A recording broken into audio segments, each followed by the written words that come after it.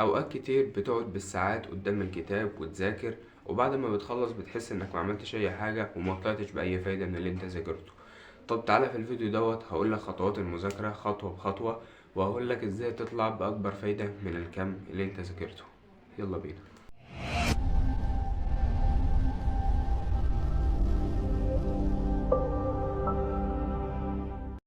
السلام عليكم ورحمة الله وبركاته. أنا كمال سليمان وأنت بتتفرج على قناة رحلة الإنتاجية.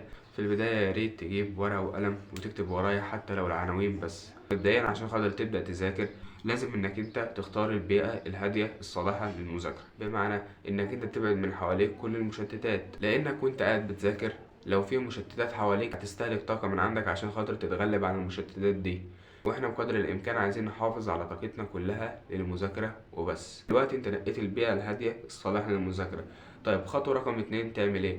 الخطوة رقم 2 تحط هدف محدد، بحيث انك انت ما تقولش انا هذاكر فيزياء وخلاص، لا، لازم تقول انا هذاكر الفيزياء الشابتر الفلاني او الشابتر الاول الشابتر التاني، بحيث انك انت وقت ما تخلص الشابتر الاول تعرف انك انت خلصت اللي عليك. انما طول ما انت قايل انا بذاكر فيزياء وقاعد بتذاكر انت ما انتش عارف ان انت خلصت هدفك ولا عملت اللي عليك ولا لا. فلازم انك انت تحط هدف محدد. الحاجة رقم 3، لازم انك انت تحدد هدفك بوقت. يعني مثلا ما تقولش النهاردة انا هذاكر فيزياء الشابتر الاول وتطلقها كده على طول، لا، لازم انا هذاكر فيزياء الشابتر الاول وهبدأ المذاكرة الساعة 7، بحيث ان اول ما الساعة 7 تيجي هتسيب كل حاجة في ايدك وهتسيب كل اللي حواليك وتجيب كتاب الفيزياء وتقعد علشان خاطر تبدأ تذاكر الشابتر اللي انت حددته لنفسك.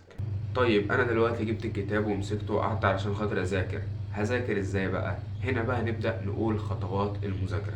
اول حاجة لازم انك انت يكون ليك تكنيك معين بتذاكر بيه. يعني مثلا في بعض الناس بيذاكروا بتكنيك بومودورو، وهم انهم بيذاكروا 25 دقيقة مذاكرة وبيستريحوا 5 دقايق.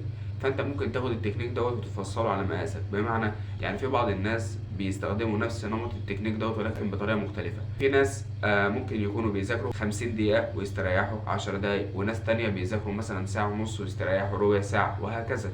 فانت لازم تاخد التكنيك وتفصله على مقاسك على حسب بقى انت دماغك بيستوعب وقت قد ايه. طيب الحاجة رقم اتنين انك انت لازم تقرأ المعلومة او الجزء اللي انت بتذاكره كله على بعضه قراءة بتركيز كويس جدا. تقرأها وانت مركز بحيث انك انت تربط كل المعلومات ببعضها الاول، ونيجي عندك شوية تساؤلات في المعلومات دي، فلما تيجي انت تذاكر هتحاول انك انت تفهم اجابة التساؤلات دي. الحاجة رقم 2 هتمسك الجزئية اللي انت قرأتها معلومة معلومة. كل معلومة هتحاول انك انت تفهمها كويس جدا، لازم انك انت تفهمها كويس جدا، تفهم انت بتذاكر ايه. طيب وبعد ما تفهمها اقفل الكتاب وحاول انك انت تشرحها لنفسك علشان تعرف هل انت فهمتها ولا لسه محتاج تفهمها اكتر. طيب دلوقتي انا فعلا قفلت الكتاب وشرحتها لنفسي ولقيت نفسي فاهم. الحاجة رقم 3 بقى اعمل ايه؟ الحاجة رقم 3، لو المعلومة محتاجة حفظ لازم انك انت تحفظها، وما تقولش بقى انا بفهم بس وما بحفظش، لا، الحفظ مهم جدا جدا، لان بعد كده انت لما تيجي تسترجع المعلومة اللي انت فاهمها هتسترجعها منين؟ ما انت هتسترجعها من اللي انت حفظته، فانت لو ما حفظتش كأنك ما عملتش حاجة. فاذا الحفظ شيء مهم جدا. الحاجة رقم 4، بعد ما ذاكرت المعلومة وحفظتها لازم ان انا اراجعها على فترات متباعدة علشان خاطر تنقل المعلومة من الذاكرة قصيرة المدى إلى الذاكرة بعيدة المدى، فتفضل معاك لفترة طويلة من غير ما تنساها. يعني مثلا لو أنت ذاكرت المعلومة دي النهاردة حاول إنك أنت تراجعها تاني بكرة أو بعده، وحاول إنك أنت تراجعها مرة تالتة الأسبوع الجاي، حاول إنك أنت تراجعها مرة كمان في آخر الشهر، وبعد كده هتلاقي المعلومة ثبتت معاك بطريقة كويسة جدا. لو أنت بقى بتشتكي النسيان، الإمام الشافعي قال: شكوت إلى وكيع سوء حفظي فأرشدني إلى ترك المعاصي، وقال: اعلم بأن العلم فضل وفضل الله لا يؤتاه عاصي.